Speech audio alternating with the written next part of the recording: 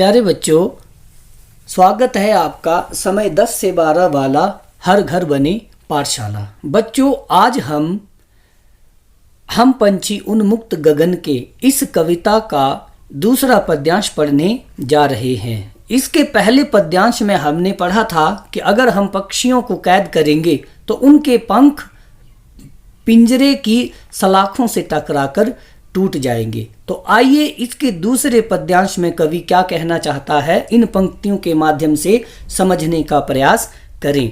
हम बहता जल पीने वाले मर जाएंगे भूखे प्यासे, कहीं भली है कटुक निबौरी कनक कटोरी की मैदा से। आइए अब हम देखते हैं इनके शब्दार्थ। कटुक, पद्यांश में शब्द आया है कटुक, जिसका अर्थ होता है कड़वा या फिर बिटर। निबौरी, निबौरी कहते हैं नीम का फल जो खाने में बहुत ही कड़वा होता है।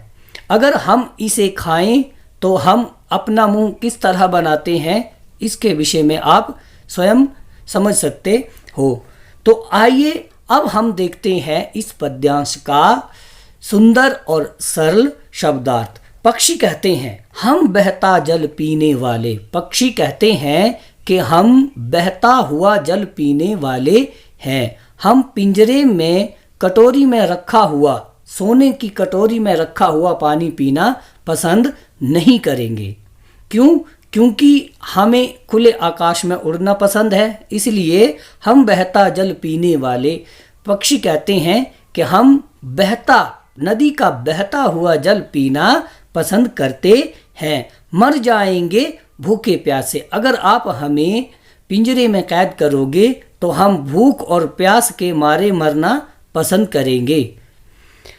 कहीं भली है कटुक निबौरी, कहते हैं हमें कहीं भली है कटुक निबौरी। निबौरी अर्थात नीम के कड़वे फल खाना हमें कहीं ज़्यादा पसंद है।